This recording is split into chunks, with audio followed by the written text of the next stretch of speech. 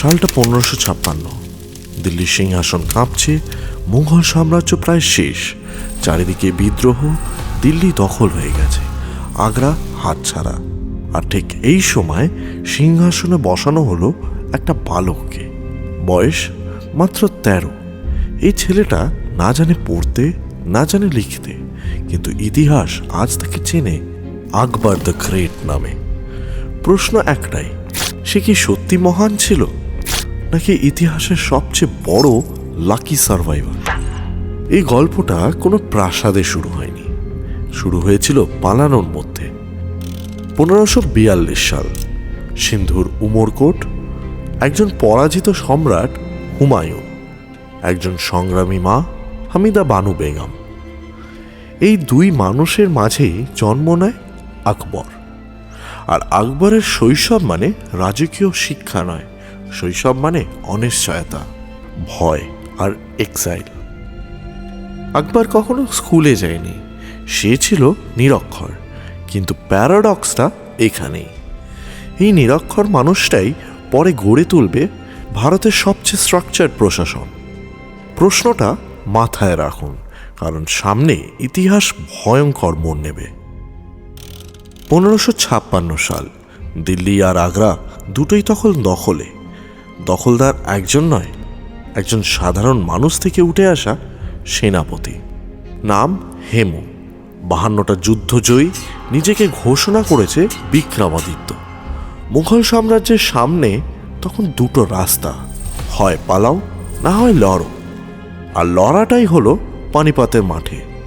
আকবর তখন যুদ্ধক্ষেত্রে নেই, তার হয়ে সেনা চালাচ্ছে বৈরাম খান। যুদ্ধ প্রায় হেমুর দিকেই ঝুঁকিয়েছিল। ঠিক তখন একটা তীর সরাসরি চোখে, হেমু পড়ে যায়, আর ভারতীয় ইতিহাসের দিক বদলে যায়। এটা ভাগ্য নাকি নির্মম কোইন্সিডেন্স? যাই হোক, 13 বছরের সেই বালক সিংহাসনটা বাঁচিয়ে ফেলে।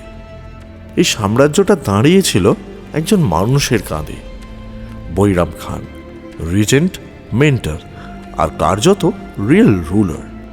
4 বছর ধরে সে সাম্রাজ্য গুছিয়েছে, কিন্তু ইতিহাসে কোনো ছাত্র চিরকাল গুরুর ছায়ায় থাকে না। 1560 সাল, আকবর সিদ্ধান্ত নেয় এবার আমার শাসন। বৈরাম খানকে সরিয়ে দেওয়া হয়, কিন্তু কিছুদিন পর গুজরাটে তাকে হত্যা করা হয়। এখানেই আকবর বদলে যায়। সে আর পাপেট নয়, সে এখন এম্পারার। এরপর শুরু হয় একটার পর একটা কনকোয়েস্ট। 1561 মালওয়া, 1566 চিতর, রাজপুতদের রক্তাক্ত প্রতিরোধ, তারপর গুজরাট। সমুদ্র বন্দর মানেই বাণিজ্য, ওয়েলথ, পাওয়ার।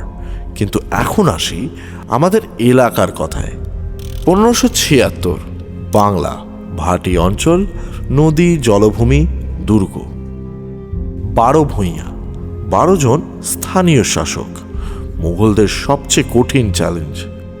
এই যুদ্ধ শুধু তলোয়ারের ছিল না, এই যুদ্ধ ছিল প্রশাসনের। আকবর বুঝেছিল বাংলা জিততে হলে মানুষকে জিততে হবে। এই অঞ্চলই পরে পরিচিত হয় প্যারাডাইস অফ নেশনস নামে।